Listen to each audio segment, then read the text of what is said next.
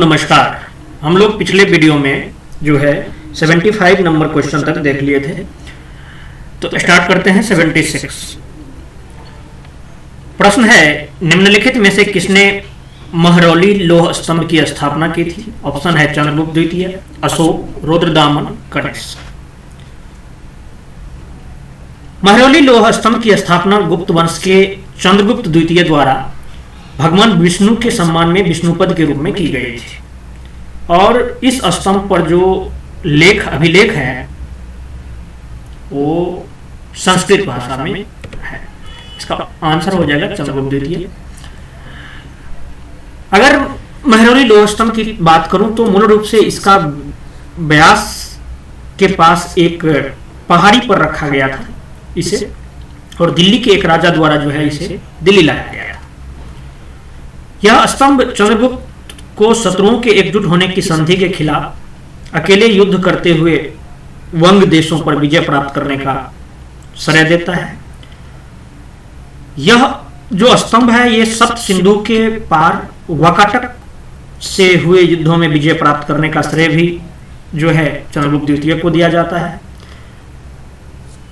5वीं शताब्दी ईस्वी में निर्मित इस लौह स्तंभ में लगे लोहे का मात्र 99% है। इस स्तंभ में लगे लोहे की मात्रा जो है 99% है, मतलब लोहे का ही ये बना हुआ। और लौह स्तंभ जो है ये लगभग 1600 वर्षों से भी अधिक समय से खुले में खड़ा है, किंतु इतना वर्षों के बाद भी इसमें जंग नहीं लगने के कारण जो है यह प्रसिद्ध है। जो लोहे में जंग नहीं लग रहा है भाई, इसलिए भी प्रसिद्ध हो गया है। इसे पौराणिक पक्षी गरुड़ का प्रतीक माना जाता था, जो गुप्त वंश का प्रतीक भी था। प्रलंबित दलों वाला उल्टा कमल जो है गुप्तकालीन वास्तुकला की विशेषता है। और स्तंभ की कुल लंबाई जो है लगभग 7.2 मीटर है, जिसमें कि मात्र 93 सेंटीमीटर जो है यह जमीन के अंदर है। तो ये रही महरौली लौह स्तंभ की बात। चलिए अगला प्रश्न है, भारतीय राष्ट्रीय कांग्रेस के किस अधिवेशन की अध्यक्षता महात्मा गांधी द्वारा की गई थी? ऑप्शन है नागपुर अधिवेशन 1920, बेलगांव अधिवेशन 1924, कलकत्ता अधिवेशन 1928, बंबई अधिवेशन 1934। आपको बता दूं, जो 1924 में भारतीय राष्ट्रीय कांग्रेस के बेलगांव अधिवेशन की अध्यक्षता जो है महात्मा गांधी द्वारा की गई थी। इसका आंसर हो जाएगा बेलगांव अधिवेशन। और यही एकमात्र अधिवेशन था जिसकी अध्यक्षता जो है महात्मा गांधी द्वारा की गई थी। और यह भारतीय राष्ट्रीय कांग्रेस की जो है 39वां अधिवेशन था। और यहीं पर जो है इसी अधिवेशन में कटाई को बढ़ावा देने का मुख्य आधार बनाया गया, और गांधी जी ने राजनीतिक स्वतंत्रता प्राप्त करने के लिए जो है अहिंसक असहयोग आंदोलन की घोषणा की थी। और आपको बता दूं, जो बेलगांव वही शहर है जिसने कांग्रेस के विभिन्न गुटों को एक साथ मंच पर आने में मदद की। 1924 के अधिवेशन का स्थान महान विजयनगर साम्राज्य के नाम पर विजयनगर रखा गया था। और इस अधिवेशन के लिए जो है रेलवे द्वारा विशेष रूप से एक फ्लैग स्टेशन की व्यवस्था की गई थी, जिसके प्रवेश द्वार का निर्माण जो है गोपुरम शैली में किया गया था। ये भी ध्यान रखने में प्रमुख पॉइंट है। अगला प्रश्न, निम्नलिखित नेताओं में से किसे कांग्रेस का अध्यक्ष कभी नहीं चुना गया था? ऑप्शन है पी आनंद चार्लू, एनी बेसेंट, सी शंकरन नायर, बाल गंगाधर तिलक। आपको बता दूं, जो बाल गंगाधर तिलक को कभी भी जो है कांग्रेस का अध्यक्ष नहीं चुना गया था, तो आंसर हो जाएगा इसका बाल गंगाधर तिलक। अब ऑप्शन जो है इसको देख लेते हैं। पी आनंद चार्लू, इसका पूरा नाम था सर पनपक्कम आनंद चार्लू, एक भारतीय अधिवक्ता, स्वतंत्रता सेनानी और भारतीय राष्ट्रीय कांग्रेस की स्थापना में शामिल थे।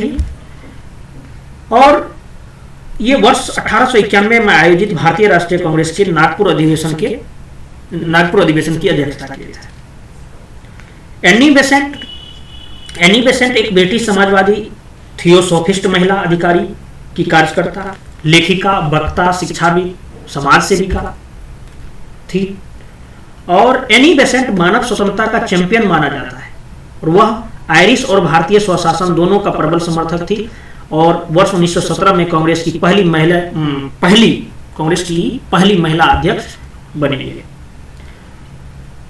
और ये सी शंकरन नायर, इसका पूरा नाम है सर चेतुर शंकरन नायर। ये 1897 में अमरावती में आयोजित भारतीय राष्ट्रीय कांग्रेस के अधिवेशन में अध्यक्ष थे और वह वर्तमान तिथि में भी इस पद पर धारण करने वाला एकमात्र केरलवासी है। अभी भी ये चीज ध्यान रखिएगा, अभी भी जो है कांग्रेस का अध्यक्ष केरल के नहीं बने, यही मात्र एक थे। तो ये भी एक प्रमुख पॉइंट हो जाता है आपके लिए। तो आंसर हो जाएगा बाल गंगाधर तिलक, इसे कभी भी अध्यक्ष नहीं चुना गया था। चलिए अगला प्रश्न, निम्नलिखित में से किसने भारतीय सुधार संघ की स्थापना की? भारतीय सुधार संघ, इंडियन रिफॉर्म एसोसिएशन। ऑप्शन है मदन मोहन मालवीय, बी आर अम्बेडकर, केशव चंद्र सेन, गोपाल कृष्ण गोखले।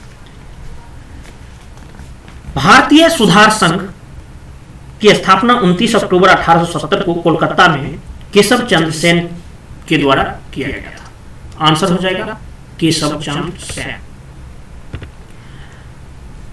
और केशव चंद्र सेन जो है यह बाल विवाह के विरुद्ध जनमत तैयार करने, महिलाओं की सामाजिक स्थिति का उत्थान करने और ब्रह्मो विवाह को वैध बनाने पर जो है केंद्रित था इनकी। भारतीय सुधार संघ ने ब्रह्म समाज के धर्मनिरपेक्ष पक्ष का प्रतिनिधित्व किया है और कई लोगों को शामिल किया जो ब्रह्म समाज के से संबंध नहीं थे। मेनली अगर इसका उद्देश्य की बात करें तो उद्देश्य था कुछ पश्चिमी प्रगतिशील विचारों को, मतलब जिसके संपर्क में केशव चंद्र सेन अपने ब्रिटेन यात्रा के दौरान आए थे, उनको भारत में अपनाना था। मेनली इसका उद्देश्य भारतीय सुधार संघ। ठीक है, अगला प्रश्न, प्राचीन प्रसिद्ध व्यक्ति जीवक थे। जीवक कौन थे भाई? ऑप्शन है एक दार्शनिक, एक लेखक, एक चिकित्सक, एक खगोल विज्ञान। जीवक, आंसर होगा एक चिकित्सक। जीवक प्राचीन भारत के एक महान चिकित्सक थे। 6वीं शताब्दी ईस्वी पूर्व में राजा बिंबिसार के पुत्र राजकुमार, जिनका नाम कुमारभ है, द्वारा पालन पोषण होने के कारण जो है इन्हें जो है जीवक को कुमार भच्च भी कहा जाता था।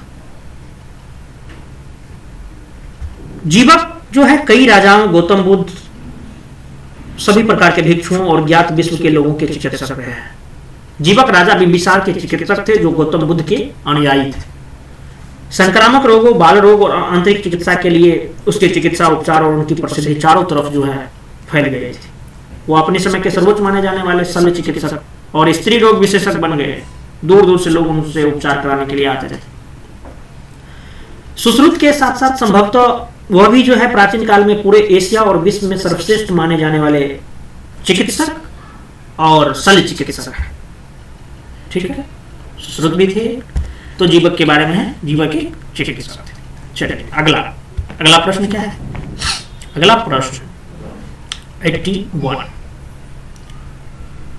किस भारतीय नेता को अंग्रेजों द्वारा भारतीय अशांति का जनक कहा गया था? ऑप्शन है महात्मा गांधी, सुभाष चंद्र बोस, दादा भाई नौरोजी, बाल गंगाधर तिलक। क्वेश्चन बड़ा सिंपल है, इसका आंसर होगा बाल गंगाधर तिलक। आपको बता दूं जो वेलेंटाइन सिरोल द्वारा जो है बाल गंगाधर तिलक को भारतीय अशांति का जनक कहा गया था।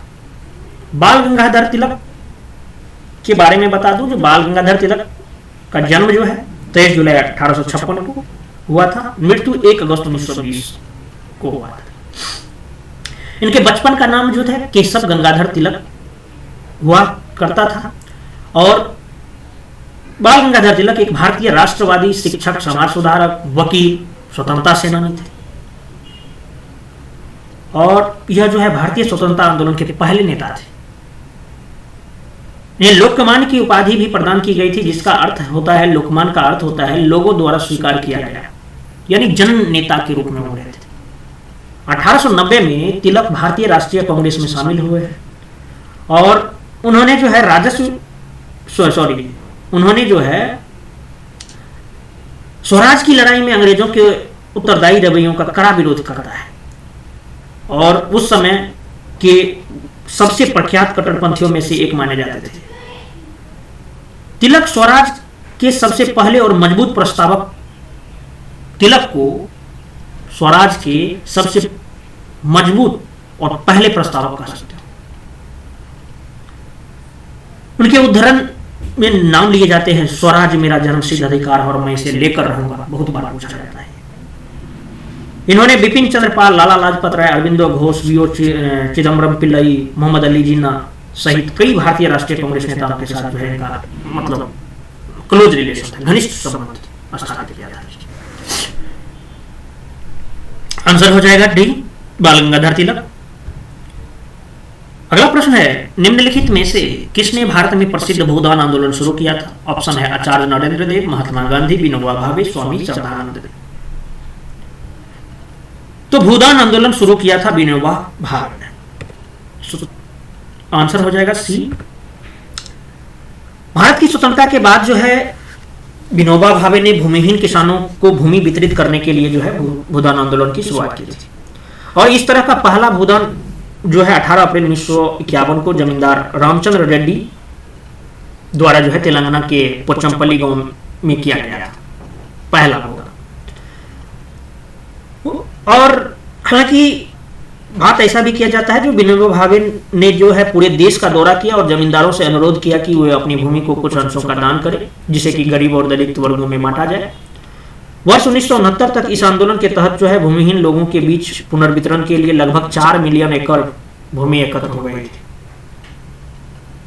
ठीक, इसका आंसर सी हो जाएगा।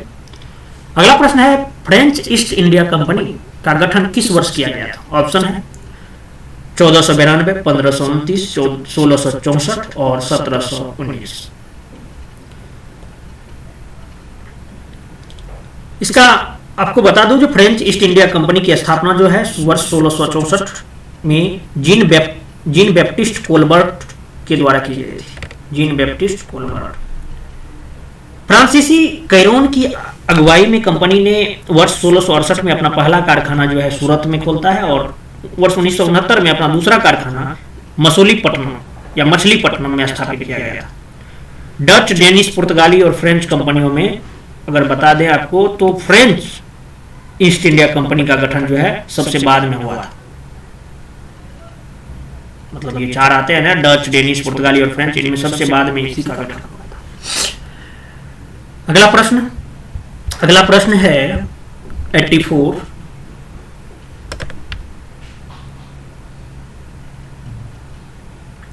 निम्नलिखित में से कौन सी घटना बुद्ध के जीवन से संबंधित स्थलों के साथ सही सुमेलित नहीं है?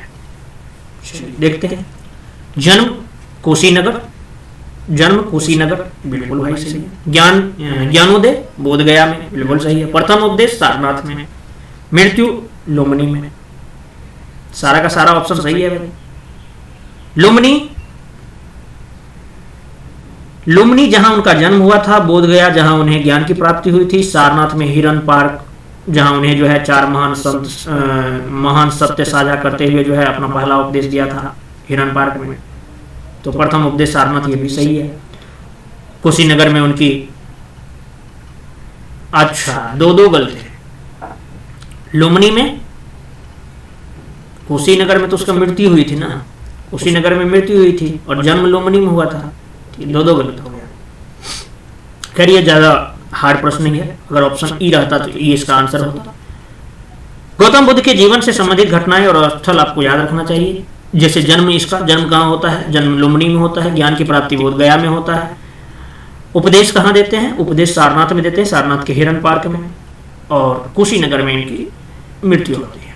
चलिए, इसका आंसर तो क्या हो जाएगा? फिर आंसर इसका ई रहता तो ई होता, लेकिन ई तो है नहीं। ठीक है,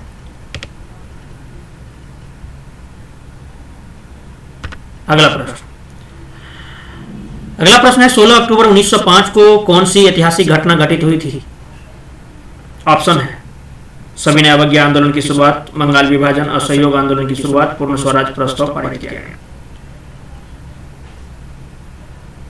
आपको बता दूं, जो बंगाल विभाजन 16 अक्टूबर 1905 को हुआ था, आंदोलन के नेताओं ने इसे पूरे बंगाल में राष्ट्रीय शोक के दिन घोषित किया था, इसलिए भी ये प्रश्न बार बार पूछा जाता है। आंसर हो जाएगा इसका बंगाल विभाजन। 20 जुलाई 1905 को लॉर्ड कर्जन ने एक आदेश जारी कर जो है बंगाल प्रांत को दो भागों में विभाजित किया। पूर्वी बंगाल और असम 31 मिलियन की आबादी था और शेष बंगाल जो बच गया 54 मिलियन की आबादी थी, जिनमें से 18 मिलियन बंगाली और 36 मिलियन बिहारी और ओडिसी थे। ऐसा बंटवारा जो है ये 20 जुलाई 1905 को कर्जन के द्वारा एक मतलब ऑर्डर निकाला जाता है। भारतीय राष्ट्रीय कांग्रेस और बंगाल के राष्ट्रवादियों ने जो है इस विभाजन का जो है दृढ़ता से विरोध करता है। 7 अगस्त 1905 को विभाजन विरोधी आंदोलन शुरू किया गया था और उसी दिन जो है कलकत्ता के टाउन हॉल में विभाजन के खिलाफ मतलब भारी जुलूस का आयोजन किया गया था, विशाल प्रदर्शन किया गया था। 1905 में बंगाल विभाजन ने भारतीय राष्ट्रीय आंदोलन में उग्रवाद के उदय को जो है और गति प्रदान की। तो इसका आंसर हो जाएगा बंगाल विभाजन। चलिए अगला प्रश्न है, मॉन्टेग्यू चेम्सफोर्ड का वर्ष 1917 का प्रस्ताव संबंधित था, किससे संबंधित था भाई? ऑप्शन है संवैधानिक सुधारों से, रेलवे सुधारों से, पुलिस सुधारों से और सामाजिक सुधारों से। मॉन्टेग्यू चेम्सफोर्ड सुधार 20 अगस्त 1917 को प्रस्तावित किए गए थे। लेकिन बहुत को लग रहा है मॉन्टेग्यू चेम्सफोर्ड सुधार ये कैसे हो गया भाई, 1909 की बात 1919 पढ़े हैं। लेकिन मेनली बात ये था जो ये प्रस्तावित जो है 20 अगस्त 1917 को ही किए गए थे और इसे जो है एडविन मॉन्टेग्यू, ये मॉन्टेग्यू और चेम्सफोर्ड ये जो है इसमें एडविन मॉन्टेग्यू भारत सचिव थे और लॉर्ड चेम्सफोर्ड जो थे वायसराय थे। इन दोनों के द्वारा जो है तैयार किया गया था। तो ये इस सुधार का उद्देश्य जो था मेनली मॉन्टेग्यू चेम्सफोर्ड सुधार के नाम से भी जाना जाता है। सुधार का उद्देश्य था जो धीरे धीरे भारत में स्वशासन को लागू करना और इस आधार पर भारत सरकार अधिनियम जो है 1919 भी लाया गया, जिस जो इन्हीं दोनों के नाम पे हम लोग पढ़ते भी हैं। तो ये मेनली संवैधानिक सुधारों से संबंधित था। आंसर हो जाएगा संवैधानिक सुधार से। इसने जो है प्रांतों में दो ही मतलब 1919 की अगर बात करें मॉन्टेग्यू चेम्सफोर्ड सुधार, तो इसने प्रांतों में द्विशासन प्रणाली की शुरुआत की और आरक्षित और स्थानांतरित विषयों का भी प्रावधान किया गया था इसी में मॉन्टेग्यू चेम्सफोर्ड सुधार के जरिए। गवर्नर के तहत जो है आरक्षित विषयों में वित्त कानून व्यवस्था, सेना, पुलिस, इन सबको जो है आरक्षित विषयों में शामिल किया था। वहीं हस्तांतरित विषय में जो है जन स्वास्थ्य, शिक्षा, कृषि, स्थानीय स्वशासन, इन सब चीजों को शामिल किया था और इन्हें जो है हस्तांतरित विषयों को कार्यकारी परिषद के चयनित सदस्यों के अंतर्गत जो है रखा गया था। तो ये हो गई मॉन्टेग्यू चेम्सफोर्ड सुधार से रिलेटेड कुछ बात, ठीक है। लेकिन प्रस्ताव कब आया था याद रखिएगा 20 अगस्त 1917 को। चलिए अगला प्रश्न, भारतीय राष्ट्रीय आंदोलन के निम्नलिखित क्रांतिकारियों में से किसने कहा था कि 1857 का विद्रोह पहला स्वतंत्रता संग्राम था? ऑप्शन है महात्मा गांधी, बाल गंगाधर तिलक, मौलाना आजाद, बी.डी. सावरकर, विनायक दामोदर सावरकर। तो मैंने 2 बार नाम वैसे ही ले लिया क्योंकि सवाल पढ़ते पढ़ते थे। तो इसका आंसर जो है बी.डी. सावरकर है, विनायक दामोदर सावरकर है। आपको बता दूं जब विनायक दामोदर सावरकर ने ही कहा था कि 1857 का विद्रोह पहला स्वतंत्रता संग्राम था। विनायक दामोदर सावरकर भारतीय स्वतंत्रता सेनानी, राजनीतिक, अधिवक्ता, लेखक, हिंदुत्व दर्शन के सूत्रधार रहे हैं। आप लोग जानते भी होंगे, बार बार न्यूज में रहता है, बीजेपी वाला उछालते रहते हैं, कांग्रेस वाले भी। मतलब बी.डी. सावरकर जो है नास्तिकता और तर्क संगतता का समर्थन किया और रूढ़िवादी हिंदू मान्यताओं को अस्वीकार कर दिया। महाराष्ट्र में आप देखते होंगे मित्र मेला, फलना मित्र मंडल, हालांकि इसमें योगदान तिलक का भी है, लेकिन इन्होंने जो है मित्र मेला नामक एक युवा समूह का संगठन किया था बी.डी. सावरकर। लंदन में बी.डी. सावरकर ने अपनी साथी भारतीय छात्रों को प्रेरित किया और स्वतंत्रता है के लिए जो है अंग्रेजों से संघर्ष करने के लिए फ्री इंडिया सोसाइटी का गठन किया। सवाल पूछा जाता है, याद रखिएगा, जो फ्री इंडिया सोसाइटी का गठन किसने किया था? वीर सावरकर ने। कब, कहां किया था? लंदन में किया था। सर विलियम हट कर्जनवैली नामक एक ब्रिटिश भारतीय सेना अधिकारी की हत्या के मामले में आरोपी मदन लाल धिंगरा का जो है ये कानूनी बचाव भी किया था बी.डी. सावरकर। वीर सावरकर अपनी पुस्तक हिंदुत्व में द्विराष्ट्र सिद्धांत का प्रतिपादन किया था, जिसमें कि हिंदू और मुस्लिम के 2 अलग राष्ट्र या कौम बताया है। और बीडी सावरकर जो है भारतीय राष्ट्रीय कांग्रेस और महात्मा गांधी के घोर आलोचक थे।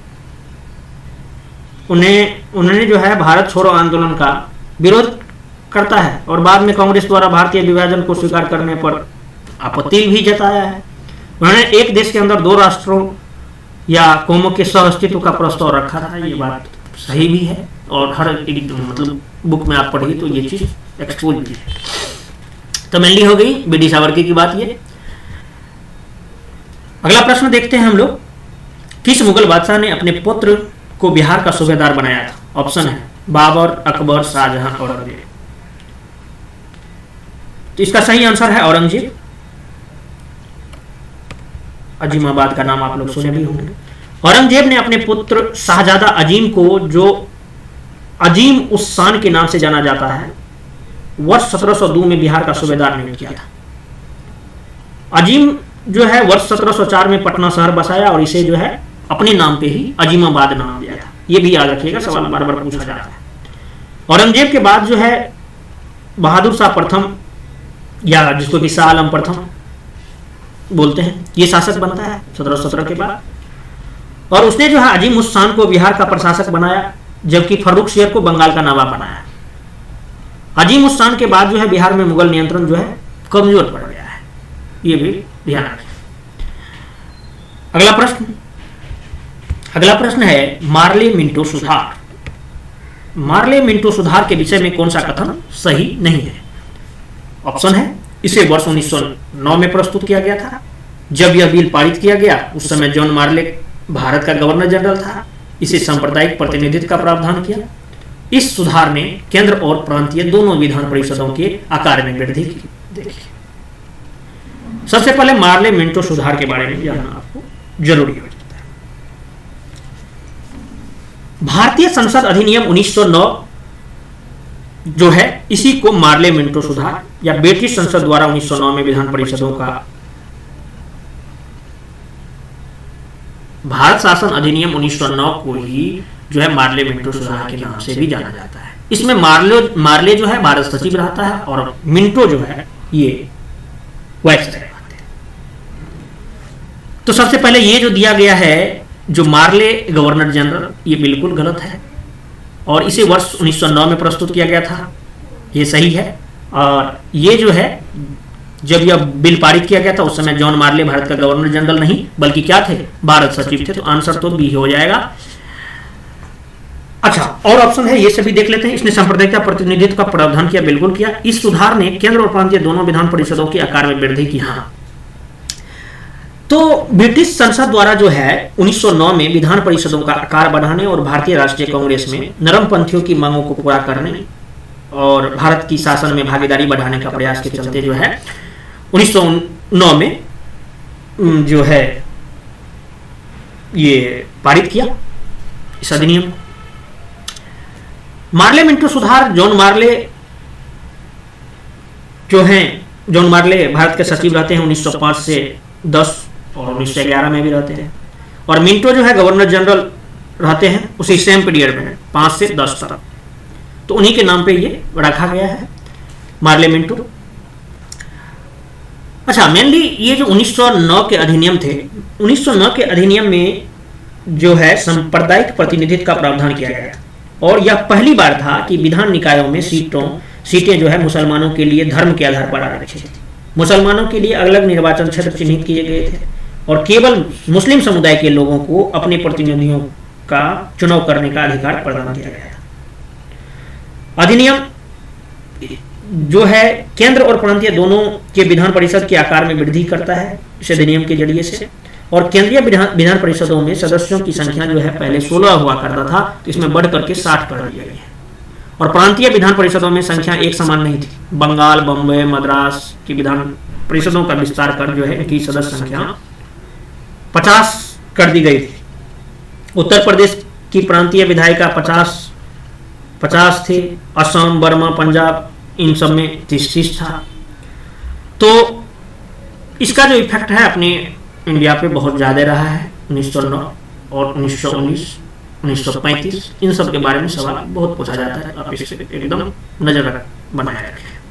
तो आंसर हो जाएगा इसका बी। अगला प्रश्न, भारतीय स्वतंत्रता संग्राम के दौरान घटित हुई निम्नलिखित घटनाओं की सही कालानुक्रम क्या है? ऑप्शन है, ऑप्शन क्या है? ऑप्शन तो सब में एक ही होगा, खाली आपको इस भी याद रखना है। चलिए, असहयोग आंदोलन। असहयोग आंदोलन कब होता है? वर्ष 1920 से शुरू होता है, 22 तक चलता है, तो 20-22 हो गया ये। उसके बाद अहमदाबाद मिल हड़ताल, ये फरवरी मार्च 1918 में होता है। और उसके बाद है चंपारण सत्याग्रह, ये जो है 1917 में होता है। खेरा सत्याग्रह जो है ये पहले अहमदाबाद मिल हड़ताल होता है, उसके बाद होता है, यानी ये इसका तो डेट भी 22 मार्च 1918 को खेरा सत्याग्रह होता है। तो इसको कह रहा है जो दौरान निम्नलिखित घटनाओं का सही कालानुक्रम क्या है? तो पहले क्या हुआ है? पहले चंपारण सत्याग्रह, उसके बाद चंपारण सत्याग्रह के बाद अहमदाबाद मिल हड़ताल, उसके बाद खेरा सत्याग्रह, उसके बाद असहयोग आंदोलन। इसका सही आंसर हो जाएगा आपका विकल्प सी। चलिए, अगला प्रश्न क्या है? निम्नलिखित में से कौन असेंबली बम कांड में शामिल थे या था? ऑप्शन है रामप्रसाद बिस्मिल, अरविंदो घोष, भगवत सिंह, बटुकेश्वर दत्त। जानना जरूरी है आपको असेंबली बम कांड को। चलिए, ब्रिटिश सरकार ने जो है भारत रक्षा अधिनियम, डिफेंस ऑफ इंडिया एक्ट लागू किया था। अब ये था क्या? इसके जरिए जो है निवारक, निरोध और साक्ष्य की स्वीकार्यता जैसी बृहद शक्ति जो है पुलिस को दी, जो भारतीय साक्ष्य अधिनियम के अनुरूप नहीं था। अब जो ये अधिनियम बना, डिफेंस ऑफ इंडिया एक्ट, इसी अधिनियम के विरोध करने के लिए जो है आप एक एसोसिएशन का नाम सुने होंगे, हिंदुस्तान सोशलिस्ट रिपब्लिकन एसोसिएशन, 1928 में बना है। इन्होंने जो है HSRA ने केंद्रीय विधानसभा में तब एक बम विस्फोट करने की साजिश रची जब वहां अध्यादेश पारित किया गया था। ठीक है, 8 अप्रैल 1929 को भगत सिंह और बटुकेश्वर दत्त ने जो है विधानसभा के गलियारों में बम फेंकता है और इनकलाब जिंदाबाद के नारे लगाते हैं ये दोनों। उसके बाद उन्होंने जो है पर्चे फेंकते हैं जिसमें लिखा रहता है कि बहरे कानों को सुनाने के लिए तेज धमाके की आवश्यकता होती है। बम का उद्देश्य किसी को मारना या घायल करना नहीं था, बस शोर मचाना था।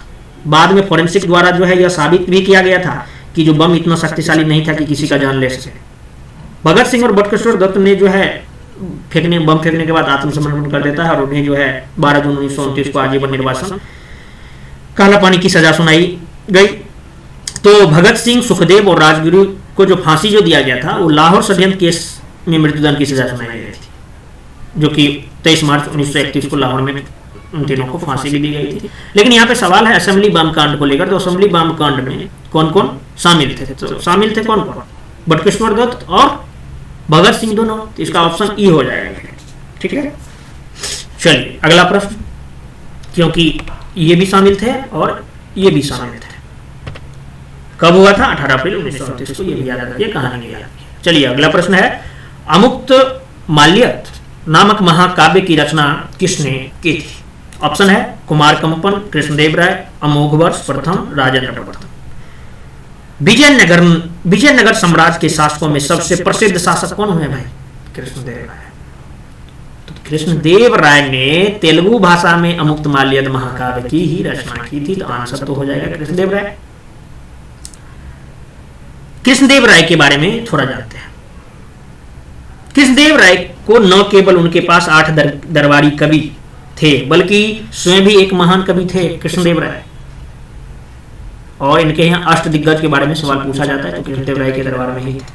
तेलुगु साहित्य में एक उत्कृष्ट कृति मानी जाने वाला महाकाव्य जो है अमुक्त माल्यद, ये पेरियार जोर की पुत्री गोदा देवी की प्रसिद्ध कहानी बताता है, जो कि भगवान रंगनाथ को अर्पित की जाने वाली मालाओं को पहले स्वयं पहनते थी। और जो है इसीलिए जो है इस ग्रंथ को अमुक्त माल्यद, जो माला पहनता है और वापस दे देता है, इसका मतलब होता है हिंदी में अमुक्त माल्यद का, जो माला पहनता है और वापस दे देता है। इसका इसलिए जो है इस ग्रंथ का जो है नाम अमुक्त माल्यद दिया गया। ऐसा भी माना जाता है कि कृष्णदेव राय द्वारा रचित कविता भगवान वेंकटेश्वर को समर्पित की गई थी। उनके स्वप्न में भगवान ने उनको प्रेरणा दी थी। जो भी बात रहा हूं भाई, आंसर होगा कृष्णदेव राय। थियोसॉफिकल सोसाइटी की स्थापना की गई थी। अगला प्रश्न है ये, किसके द्वारा? ऑप्शन है एनी बेसेंट द्वारा, बाल गंगाधर तिलक द्वारा, राम मोहन राय द्वारा, मैडम ब्लावत्स्की और कर्नल अलकाट द्वारा। तो थियोसॉफिकल सोसाइटी, इसकी स्थापना 17 नवंबर 1875 को मैडम ब्लावत्स्की और कर्नल अलकाट के द्वारा किया गया था। आंसर हो जाएगा डी। कहां किया था भाई? संयुक्त राज्य अमेरिका के न्यूयॉर्क शहर में की थी। संस्थापक सदस्य जो थे जनवरी 1879 में भारत पहुंचते हैं और मद्रास के समीप अडियार में सोसाइटी का मुख्यालय स्थापित करता है भारत, और 1888 में एनी बेसेंट इंग्लैंड में इस सोसाइटी में शामिल है। यह समाज सभी धर्मों का तुलनात्मक अध्ययन करने के लिए साथ खड़ा था, लेकिन यह प्राचीन हिंदू धर्म को दुनिया में सबसे बड़ा आध्यात्मिक धर्म मानता था। थियोसॉफिकल सोसाइटी थियोसॉफिकल सोसाइटी ने जो है थियोसॉफिकल सोसाइटी ने हिंदू धर्म के आध्यात्मिक दर्शन और कर्म को शामिल किया। थियोसॉफिकल सोसाइटी की मान्यताएं थी धर्म, दर्शन और ओकल्टिज्म, इन तीनों का मिश्रण।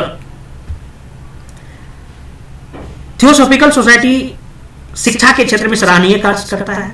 इस दिशा में इसका सबसे सफल उपक्रम 1898 में बनारस में सेंट्रल हिंदू कॉलेज की स्थापना करा था। सोसाइटी ने पुरुषों, महिलाओं, दलित वर्गों के लिए विद्यालय स्थापित करते हैं और बाय स्काउट मूवमेंट में भी भागीदार को प्रोत्साहित करता है।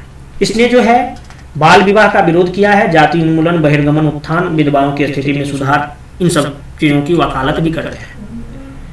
थियोसॉफिकल सोसाइटी भारतीयों के पुनर्जागरण और स्वाभिमान में एक बहुत ही प्रबल कारक सिद्ध होते हैं। इसका आंसर हो जाएगा आपको डी। अगला प्रश्न देखिए,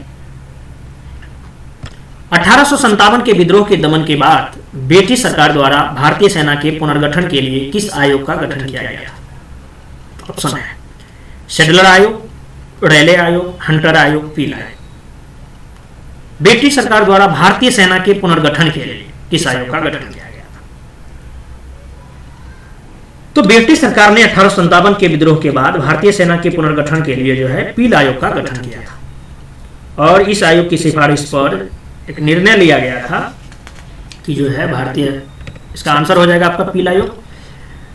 तो निर्णय लिया गया था कि भारतीय सेना में विभिन्न राष्ट्रीयताओं और जातियों को शामिल किया जाना चाहिए और एक समान नियम द्वारा जो है प्रत्येक रेजिमेंट के माध्यम से दस्ता गठित किया जाना चाहिए। ये पील आयोग का सिफारिश था। और जिन रेजिमेंटों ने बगावत कर दी थी उन्हें जो है निष्कासित कर दिया गया था। नियुक्ति का केंद्र जो है पंजाब में स्थानांतरित कर दिया गया, जो इस विद्रोह के दौरान निष्ठावान रहा और पंजाब, हिंदुस्तान, बॉम्बे और मद्रास जैसे क्षेत्रीय केंद्रों को सतर्कता से अलग रखा, क्योंकि ये लोग इन्वॉल्व थे ना। कुछ समूह को मार्शल रेस के रूप में चिन्हित किया गया, जो कि आर्यन क्षत्रिय स्टॉक के औपनिवेशिक रूढ़िवादिता के समान थे और नियुक्ति के लिए पहली पसंद थे। इनमें अगर बात किया जाए तो उत्तर पश्चिम सीमा प्रांत, पंजाब के जाट लोग, उत्तर भारत के राजपूत, नेपाल के गोरखा, ये सब शामिल थे। उन्हें जो है रणप्रिय और भरोसेमंद माना जाता था, लेकिन उनमें नेतृत्व गुण की कमी थी। इन समूहों की वफादारी को उनकी संबंधित धार्मिक परंपराओं को जानबूझकर जो है प्रोत्साहित करके वर्दी और अन्य प्रतीक चिन्ह के माध्यम से उनकी संवेदनशीलता और अनुशासनहीनता उनके समुदायों को मिलाते हुए जो है परखी गई है।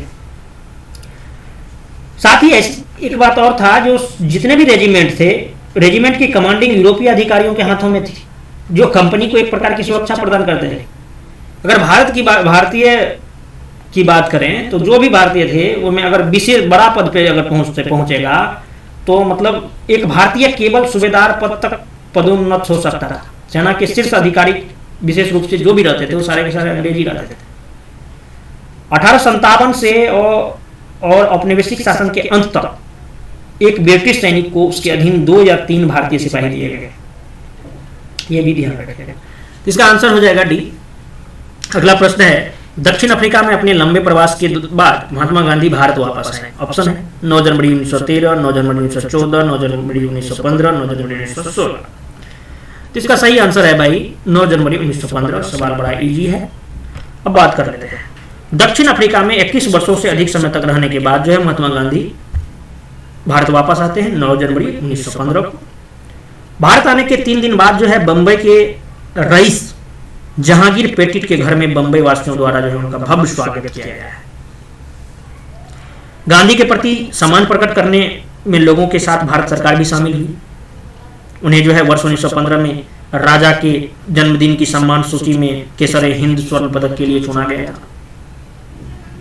बड़ी बात है, क्योंकि वो वहां पे बहुत अच्छा अच्छा काम कर रहे थे भाई। इसका आंसर हो जाएगा सी।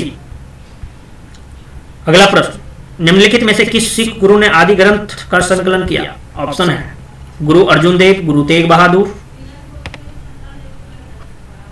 गुरु नानक देव, गुरु गोविंद सिंह। तो आपको बता दूं, जो आदि ग्रंथ या Guru Granth Sahib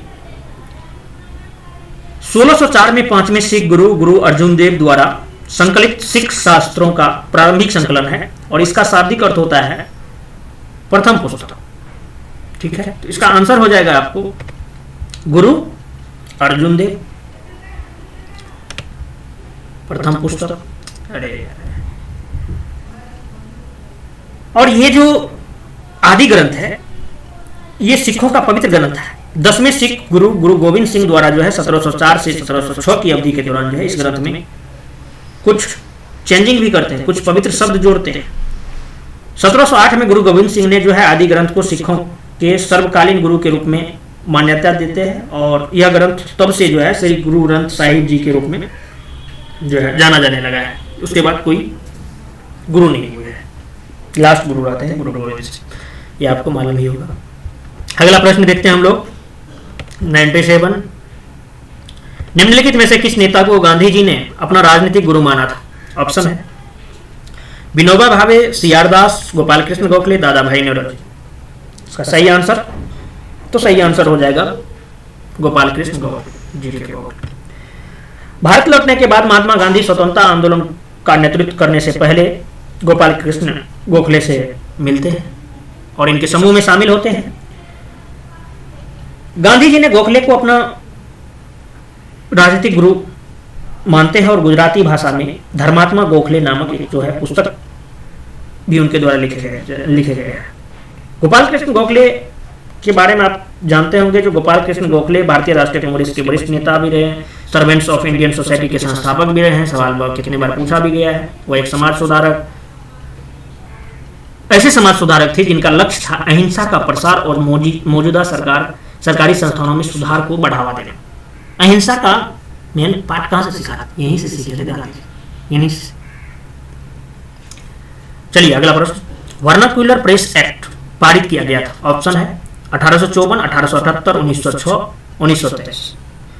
vernacular press act जो है 1878 में पारित किया गया था। इसका आंसर बी हो जाएगा। यह बेहतर तरीके से वर्नाक्युलर प्रेस को नियंत्रित करने और प्रभावी ढंग से दंडित करने, राजद्रोहियों में दबाव बनाने के लिए पारित किया गया था। इसलिए जो है इस एक्ट को गैगिंग एक्ट के रूप में भी जाना जाता था।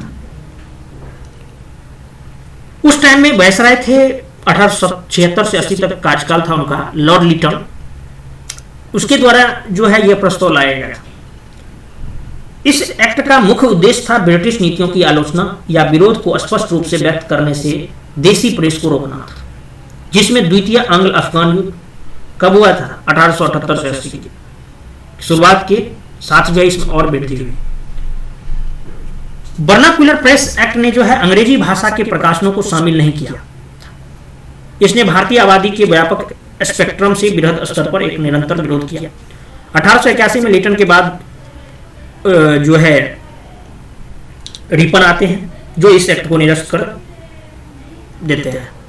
हालांकि भारतीयों में इस एक्ट को लेकर जो आक्रोश था उसने स्वतंत्रता आंदोलन के लिए उन्हें प्रेरित भी किया। कुछ चीज जो गलत होता है ना तो वो अच्छे भी हो जाते हैं, है ना। चलिए इसका आंसर तो हो जाएगा बी। अब 99 स्टेटमेंट है। क्या स्टेटमेंट है? कांग्रेस पतन के लिए लड़खड़ा रही है और जब तक मैं भारत में हूं मेरी एक सबसे बड़ी अभिलाषा शांतिपूर्ण विघटन की सहयोग करना है। यह कथन किसका है, किसने कहा था? ये Lord Dufferin, Lord Curzon, Lord Dalhousie, Lord Wavell. सवाल बड़ा इजी है, ऐसा कौन कर सकता है भाई? कर्जन ने कहा था ये चीज। बात है 1900 ईस्वी की। ब्रिटिश सेक्रेटरी ऑफ स्टेट को लिखे गए पत्र में जो है लॉर्ड कर्जन ने कहा था कि कांग्रेस पतन के लिए लड़खड़ा रही है और जब तक मैं भारत में हूं मेरी एक सबसे बड़ी अभिलाषा है कि इसके शांतिपूर्ण विघटन में सहयोग करना।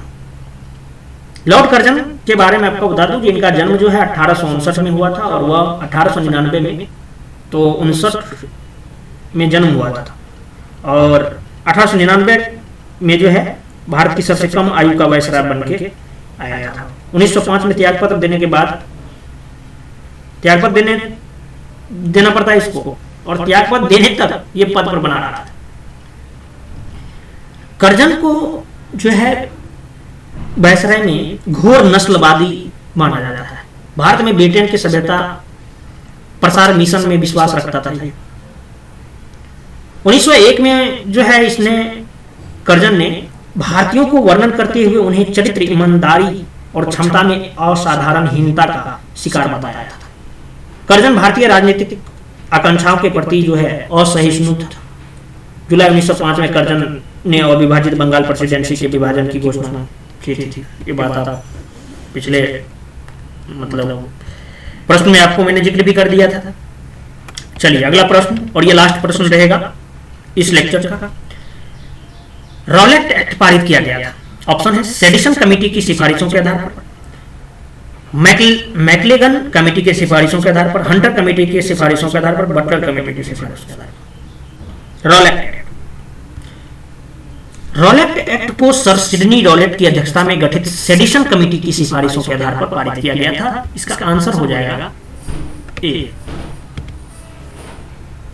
भारत में क्रांतिकारी गतिविधियों के संदर्भ में पूछताछ करने के लिए जो है वर्ष 1919 में सेडिशन कमेटी द्वारा रिपोर्ट तैयार की गई थी। जन सुरक्षा से संबंधित आपराधिक कानून के प्रावधानों में संशोधन के लिए इस समिति की सिफारिश को भारतीय विधान परिषद में एक बिल के रूप में जो है पेश किया गया था। तो इस बिल में बात यह सब था कि प्रेस के लिए कड़े नियम थे, बिना ट्रायल के न्यायाधीशों द्वारा राजनीतिक अपराधियों को दोषी ठहराना, क्रांतिकारी उद्देश्यों के प्रति संदेह वाले व्यक्तियों को नजरबंद करने, ये सारे के सारे प्रावधान उन बिल में शामिल था। आधिकारिक बहुमत द्वारा लोगों के विरोध के बावजूद जो है इस बिल को कानून में पारित कर दिया गया। तो अब ये जो है रॉलेट एक्ट जो है इसने सरकार को राजनीतिक गतिविधियों को दबाने के लिए अधिकार प्रदान किए। बिना किसी मुकदमे के राजनीतिक कैदियों को 2 वर्ष तक हिरासत में रखने की अनुमति थी। ठीक है, आंसर हो जाएगा इसका सेडिशन कमेटी, उसी के सिफारिश पर रॉलेट एक्ट पारित किया गया था। मिलते हैं अगले लेक्चर में। धन्यवाद।